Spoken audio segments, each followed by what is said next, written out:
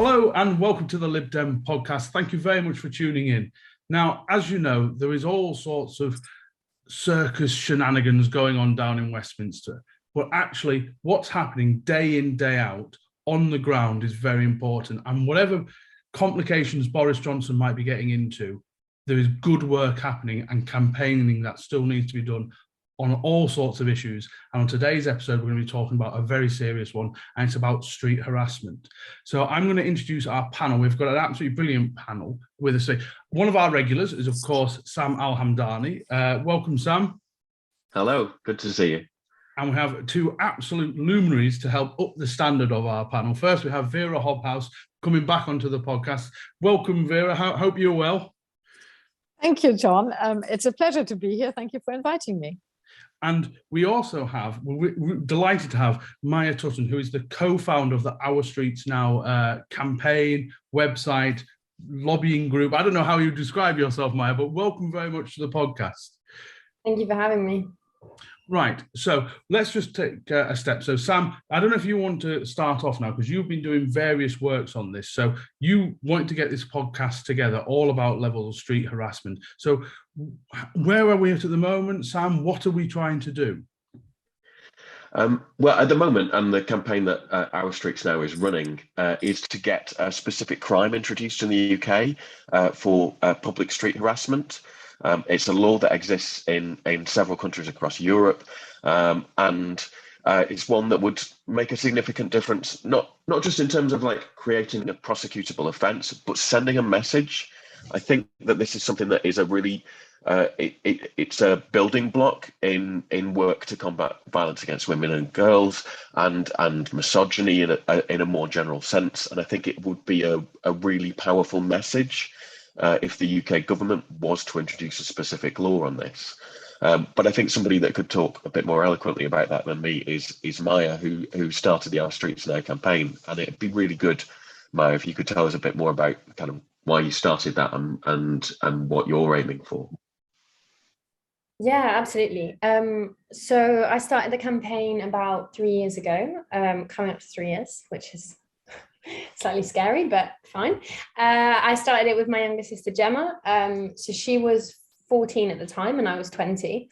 And it really came out of feeling very frustrated and very angry, actually, with the way that we were both being sexually harassed in public, but especially my younger sister. So she was first sexually harassed at the age of 11 in public space. And that kind of process of seeing her go through the experience, but then also as a, 15-year-old at the time, having to explain to her, yeah, actually, this is going to continue happening to you. It's not going to be a one-off. And in fact, actually, probably it's going to be much worse at times than it currently is. And that whole process of seeing her go through those like early teenage years and being sexually harassed in public and seeing how much impact that had in terms of the way that she viewed not only public space, but herself, like her own relationship with her body. Seeing that process really sort of made me reflect on how much we've normalized this behavior and how much it's just become an accepted part of growing up as a girl or as a marginalized gender in this country. And when we saw that legislation was being introduced in France and that there was this kind of wave of activism across Europe and the world against this form of gender-based violence, we decided that we wanted to do something in the UK. And yeah, that was the birth of Our Streets Now. Hello, John from the Lib Dem Podcast here. We are delighted to say that this episode is sponsored by Praetor Rains. Now more than ever, you need a professional-looking online presence and website. Praetor Rains have been helping Liberal Democrat campaigns succeed for 18 years. Their LibDem Foci package combines a website, social media and email system to help Lib Dems win. You'll receive great support from real people, fair pricing and a huge range of features to choose from. Praetor Rains are already the bespoke developers for Lighthouse, LibDem Draw Online and the LD Directory.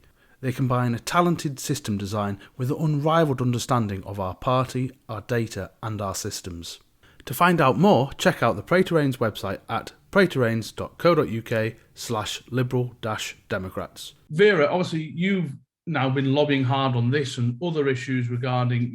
making sure this sort of behaviour is never acceptable, whatever it is. Yes. How much was it brilliant that other people are coming on board to try and lend more weight to this, to get more political weight behind it? Well, indeed. First of all, women have been subject to these types of male behaviour for such a long time that it has become so normalised that we have put up with it for too long. And me, of being of a certain age, we've experienced it and we have put up with it. And it is, of course, a sign of our times, and that women are increasingly not putting up with it, and that's fantastic. In terms of my own political engagement since I've become a member of parliament, and all of these issues have been through the upskirting bill, and there are many themes that resonate with what the Our Streets Now campaign is trying to achieve, and that is to make this type of behaviour a specific offence. And the aim of that is, like with the upskirting bill, not that we are filling our prisons with offenders, but that people stop doing it. And we need to go through this way, I think, of a criminal offence, as sad as it might sound, because only once we've got a credible deterrent will behaviour change. But it should also lead to a wider discussion of our cultural attitudes. And for that reason, it is important we bring it into our schools, we bring it in a non-threatening way into the public debate. Sometimes maybe people are doing this sort of stuff, and maybe I'm too soft, and they're not really aware of it. But let's make sure that everybody understands that it is something that actually injures people and women. And Maya has described very well how it has actually traumatized her own sister, and how this will have a long-lasting effect probably on the way she looks at her body, how she looks at relationships, and therefore it is important that people don't sort of wave it off and say, oh, it's just a bit of fun, and thoughtlessly do it without realizing that it causes harm. I do think it's really interesting. I really want to come back to talking about kind of campaigning in schools and working in schools, and what, I'm a local councillor, what we can do about that. But I think it'd be good to just have a look at, where the campaign is at nationally in terms of getting a crime bill through. There are opportunities there on a national level, but it seems to have got to a bit of an impasse. Maya? Yeah, absolutely. So I think in terms of a timeline, I think the big turning point for us in the campaign was in July of last year, when the government committed to reviewing the legislative gaps that we'd identified. But 6 months on, we haven't seen anything from this review. We don't know whether it is being conducted with actual reference to survivors and victims. Are young women and girls being involved in that process? We don't know. And what's the timeline for response? We also don't know that. So, I mean, for us, it really is a case of stressing the urgency now. We don't have time to wait, because the reality is that 2/3 of schoolgirls have been sexually harassed, and that behaviour is going on day in, day out. And that, the longer the government takes to take action, the more that this behaviour is continuing to be normalised in our society. So, yeah, the kind of big sort of turning point in the campaign for us since that July moment was really just a couple of weeks ago, when we hit that 6-month mark, and it really felt like we need to kind of continue and increase the pressure that we're putting on the government to respond to the review, to make that transparent, accountable, and also ultimately to start moving on this, because we have big opportunities coming up with the victims bill, for example, for this legislation to be introduced, and we don't want to keep waiting. Indeed, and last year we had a massive momentum with the Sarah Everard tragedy, where people have understood small crimes can lead into big crimes. It's a bit like the broken windows syndrome that everybody who works in being a local councillor knows. You let an area deteriorate, just slowly it becomes something much worse. And I think with sexual crimes, it's like that. It can grow into something incredibly serious. So stop it where it starts, and that is at what is sometimes considered to be something that you can laugh off, and it's not so important. It is vitally important that we really have a zero tolerance towards these types of attitudes towards women. For that reason, I believe it's important to make misogyny a hate crime. All these things have been gathering momentum, and Maya, you're absolutely right. We shouldn't allow this momentum to go away.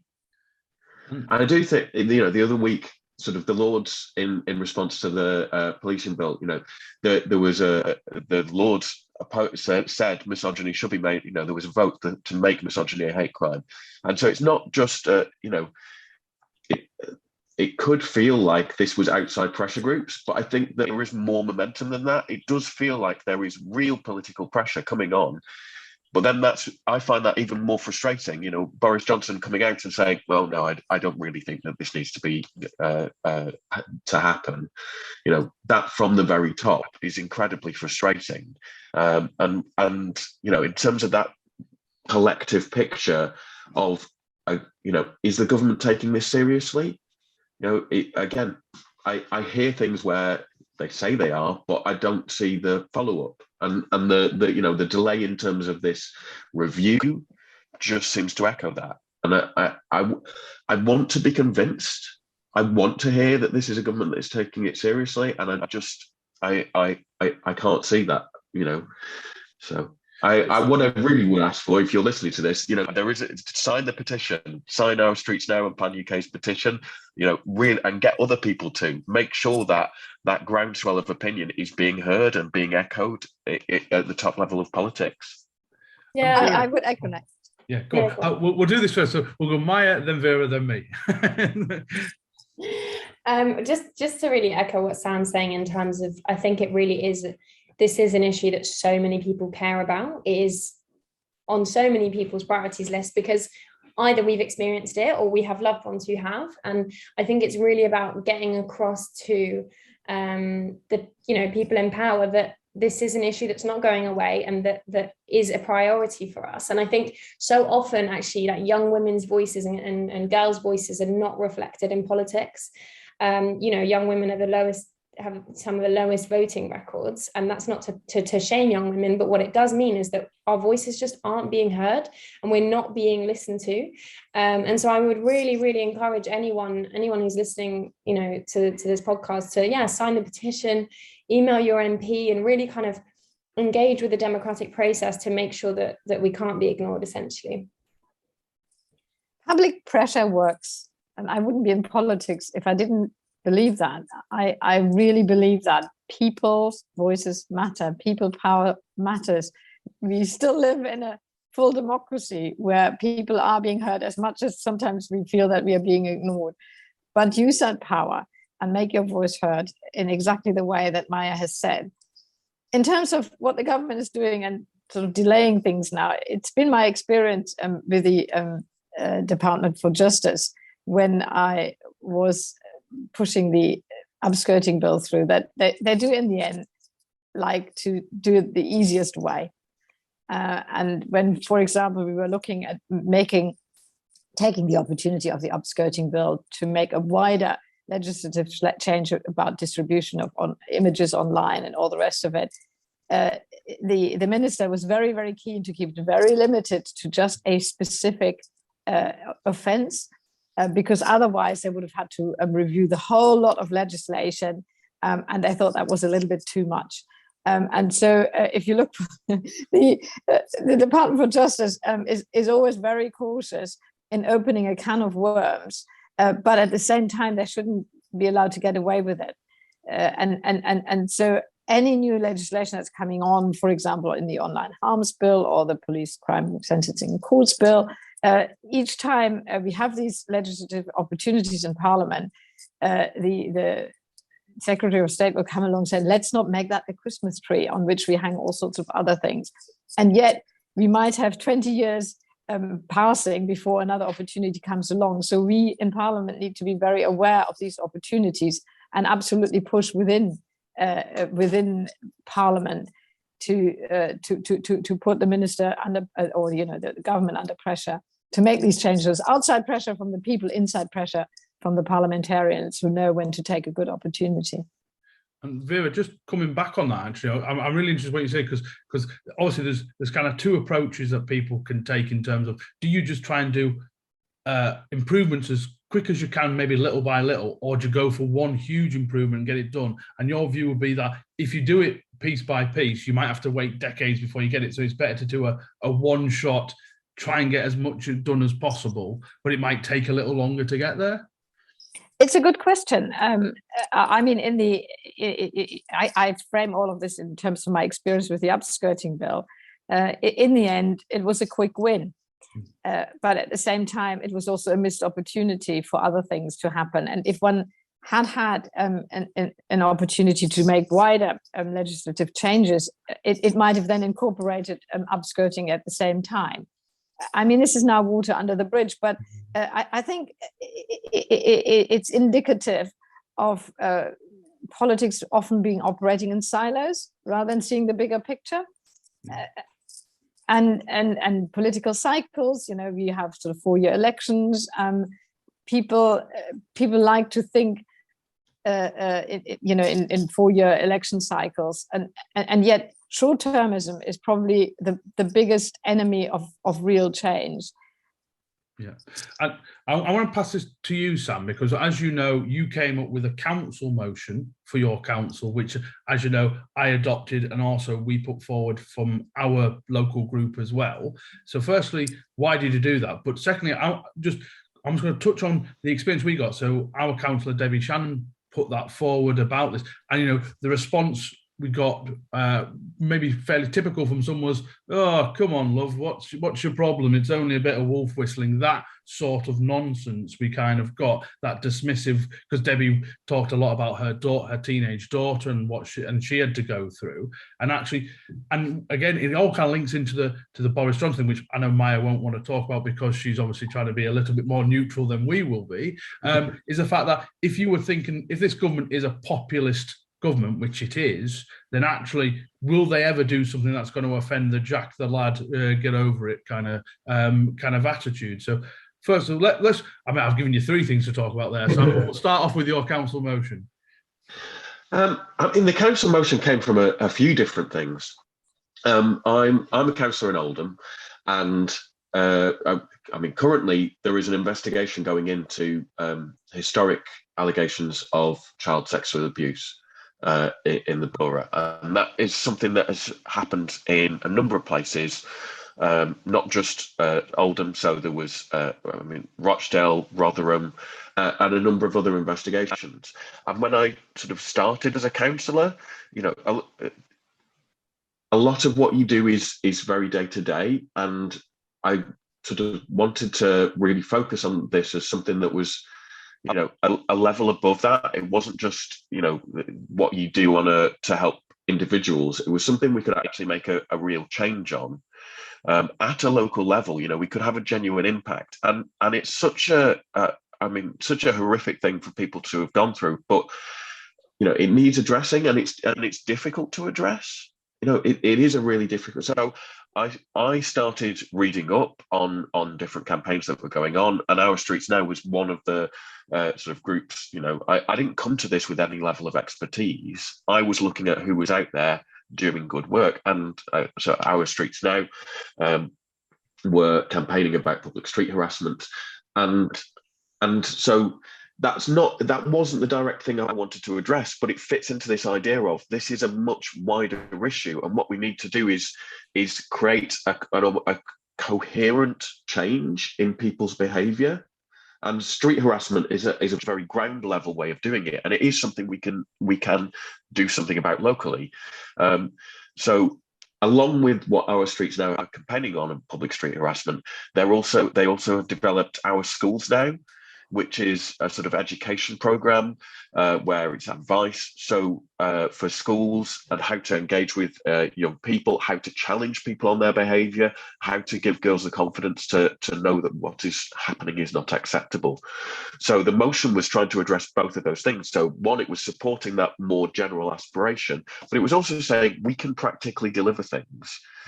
And sometimes it's easy to forget that as a local councillor, that you kind of almost see politics as two disparate things, kind of the day-to-day nitty-gritty and these big politics up at the top. And actually we can really have an impact. And I think for the people who are listening to this podcast, you can have an impact here.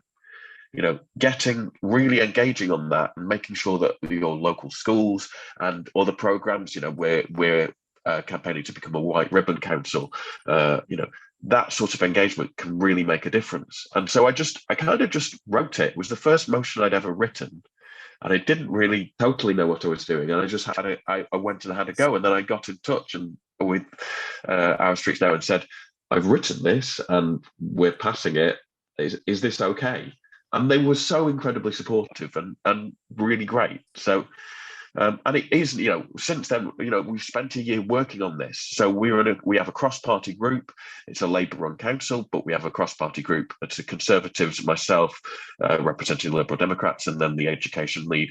Really sort of, you know, engaging with what we can do in schools to make a difference. And I'll hold up a Liberal Democrat council as a place that's doing a much better job than my own council is. I mean, we're doing okay. Sutton Council have done an incredible amount of engagement with this, and which I think Maya probably knows more about than me, but really showing how at a local level we can make a difference. Yeah, I just love that kind of the power of, I genuinely do think in terms of specifically this behavior, there's so much that can be done within the local community.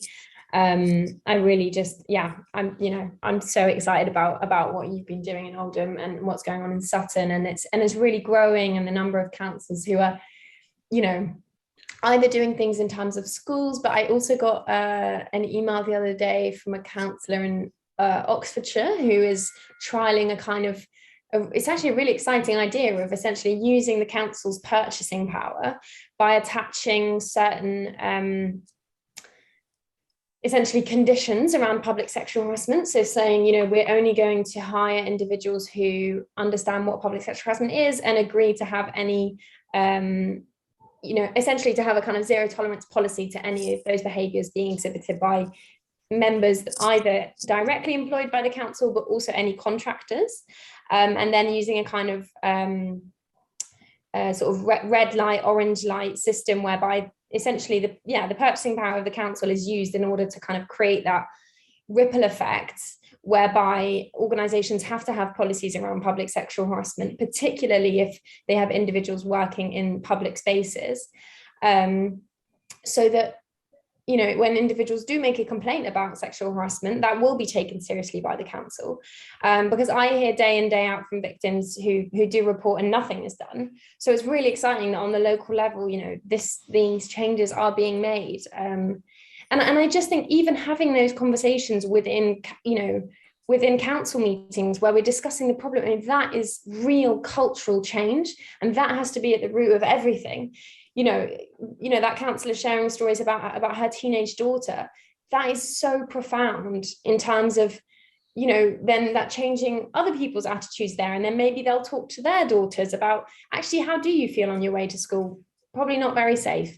And it's about opening those doors to those conversations to make that real change. Because I totally agree with what Wera said earlier about, you know, legislation is just one vehicle. It's just one tool that needs to be used. But ultimately, this is about prevention. We don't want to have perpetrators brought to account. What we want is for this behaviour not to happen in the first place. I mean, what is has been missing from this debate currently is, of course, the police and well, the Met Police and the Dockhouse. But it is important that we all engage with our local police forces, and I know, you know, my police forces, Avon and Somerset Police, and they're the new Police and Crime Commissioner wants to make violence against women and girls a real topic of his tenure, and we have set up a working group to look at organising a conference across the region, and so Avon and Somerset Police does take the wider issue very seriously, but at the same time, when you're looking at the crime figures, when it comes to low-level crime that, as we've already established, could easily lead to much more sinister and serious things, the force is actually not doing very well. So we have an opportunity at local level to particularly look at what is actually happening in our police forces and what is the police doing about this. Legislation change, yes or no, that's not really the issue. Women are experiencing, continuous level of street harassment. Is the police actually taking this seriously? I'm going to flag up a campaign that police up in Scotland are doing, the That Guy campaign. It's Don't Be That Guy, and it's a really well done campaign. And at its best, that sort of, they've basically released a series of videos, and it's kind of police led, but it's young men basically going through like behaviours that you kind of are past what's acceptable, and just going and it really highlights that thing of behaviours that people kind of just wash off and think it's okay, and it because it's coming from the sort of people who would do that, it's a really powerful message. And when you see a police force engaging in that way and actually kind of really doing something about it, it's really powerful and really effective. And we need to see a huge amount more of that, not just that type of engagement. Like, we need to see the serious work going into this as well. But I do love that. I think it's a really strong campaign, and we should see more of that from local police. Some local police forces have signed up to White Ribbon, which is not a perfect organisation. I've been, but it is really strong on saying, this is men that being the problem, and men need to deal with it. And that's a really important message. It was Richard Kemp on this podcast who said this to me and to you, John, because we were three guys talking about the issue of rape.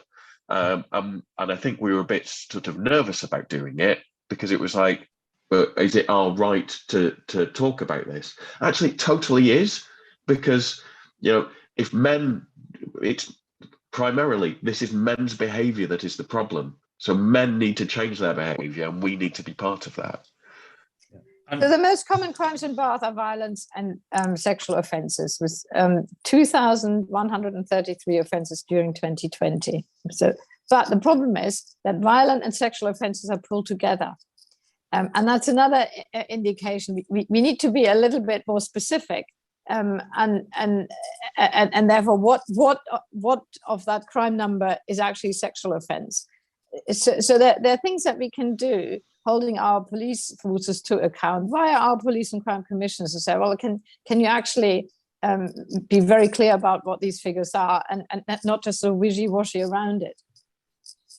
Yeah, and I think just kind of moving this conversation on from what Sam said, and like I said, when we had that conversation, I realised there are some behaviours that are obviously clearly that kind of lads culture, where whether that's wolf whistling or doing other things that are intimidating, obviously those people have very strong changes that are needed to their attitude towards women. But we also meant that, like I said, any man can make changes to their behaviour to make women feel more comfortable outside. So I use myself as an example. I am a fairly largish guy, and I walk around with a large Rottweiler dog.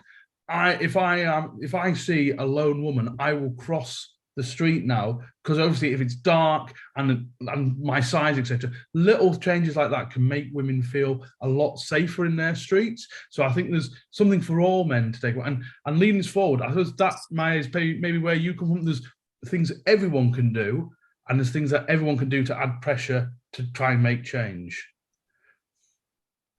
Yeah, I mean, I definitely think that there's the way that we talk about, violence against women and girls.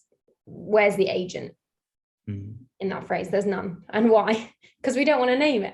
And, I'm conscious, even when I campaign, if I go into certain spaces, I feel, when I say male violence, I can feel that resistance.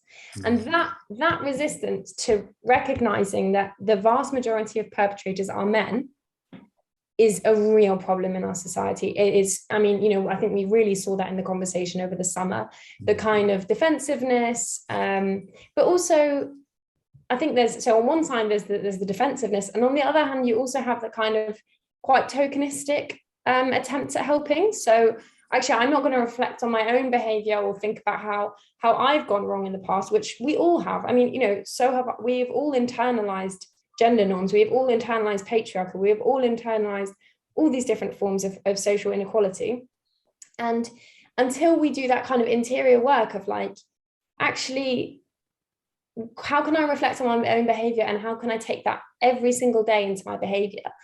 We're not going to see change. And I was really disappointed, actually. And I saw the other day that, there was obviously a huge swell of number of men who signed up to these kind of courses, like after, the horrendous femicides in the summer of Sarah Everard and Sabina Nessa.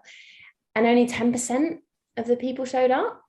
And that is the problem. That is the problem. It's like the hand raising without doing the work. And I think, that's both in terms of men, but also when we think about, public sexual harassment, we can't talk about it as one phenomenon, because actually often it's combined with racism, it's combined with ableism, it's combined with homophobia, transphobia. And so, I, for example, as a white woman, really need to think about the way in which my experience of sexual harassment will not turn into a racist hate crime. It is likely, however, that is a possibility for people of color who are experiencing PSH. And that is something that, as well, is just so missing from the conversation, is us thinking about how this phenomenon of male violence against women and girls is not uniform, it's not one thing, and it's affected by all the other different forms of social oppression as well.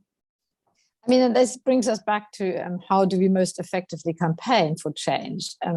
Is that by being very soft and polite, as Maya says, and trying to persuade people by not putting them on the defensive, or are we absolutely zero tolerance, ruthless, and say we've had enough? And I think with any campaign, sometimes if you're too loud and too aggressive and too strident, people will tell you, "Oh, you're your own worst enemy." And I've sometimes come to the point where I say I've really had enough, and we can be polite for such a long time, and I think, of course, we need male friends, we do, and of course we need to recognize that there's violent behavior or unacceptable behavior in women as well. But let's just be very clear of what it is. It's predominantly done by men, not by all men, but it is predominantly done by men, and that is just a fact. And we can't skirt around that. We can't be polite around that. We just have to call it by its name. I think it'd be quite useful because this is a Lib Dem podcast. It's going out to people who are quite politically active, just to run through some of the practical stuff in terms of what people listening to this can get on with today. So I mentioned before, so search for the Our Streets Now petition on public street harassment and sign it and share it to as many people as you can and get them to sign it, but also have the conversation around it. Don't like you can share a petition and that's great, but engage with people and talk to them about it and have those conversations, because having those conversations is a really important thing. There's the motion that I wrote and has been adapted, and it's been passed by Liverpool and Preston and a number of other councils, and it's really good. So if you are listening to this podcast and you're a local council, please pass it. Even if you're a parish council and you don't have the spending power, or your districts and you don't control the schools, you can do the majority of this motion and every council can pass it. And just the pressure that would create of so many people, and just the discussions, as Maya was saying before, having those discussions in a council chamber, that's a really important part of this. And in the press. So that's the important thing is, if you do your motion, I said every single local press picked up on it as well. So that is, getting the word out there is key for these campaigns. But I would also say, write to your MPs, and then it's important, as I keep saying, engage with your local police forces. Yeah. Ask them about it. And any police and crime commissioner will be happy for a meeting with a local councillor. They can't shrug away from it. In fact, they need a little bit of a higher profile. They are politicians too. They can smell a good campaign. So get them on board, but also scrutinize what they're doing. And just lastly, in terms of the school stuff, we have our schools now on our website have free resources at any key stage, free assembly packs, free, own resources, take home resources. We essentially have created everything there for schools to be teaching on this issue. And we're also really excitingly starting to develop in-person teacher training, youth change-making workshops. So we're doing the on-the-ground work in terms of making schools a safe space for victims and survivors of PSH, and also a space in which hopefully we're raising a generation of young people who are not going to become perpetrators either. So yeah, I'd really encourage you to write to your local secondary school that you went to, forward the resources and say, hey, have you thought about teaching about this? Or, contact your niece's school. I mean, I think a hell of a lot of focus was obviously put on the horrendous rape culture within schools in this country. And what I really want to see is that public conversation turn into actual change. So sending these resources to schools, letting them know that they can and should be teaching about this, and that they should be training their safeguarding leads to respond properly and respectfully to when their students disclose, is a really incredible way to make change. And all of that's on our website at ourstreetsnow.org. There we go. Well, I just want to thank the panel for coming on today. Like, it's such an important issue, and it's something that, we need to keep going with it. We need to keep improving it. We need to keep changing minds and eventually changing legislation. So thank you all. I want to actually just thank you all for everything you're doing as well. I mean, it really, like I say, when we passed it in Preston, it was cross-party support, got lots of attention from journalists, and really raised the profile of the issue. So all of us listening can do that. So I want to thank Wera, thank Maya, thank Sam for coming on the podcast and chatting today. I want to thank all our listeners for tuning in or watching on YouTube. We really appreciate it. If you have any comments, want to know more information about it, we'll put details of everything in the show notes, but also ask us any questions. If you'd like, we can answer them, and we can send you Sam's motion or whatever you want. And just thank you very much for listening, and we'll be back with another episode very soon.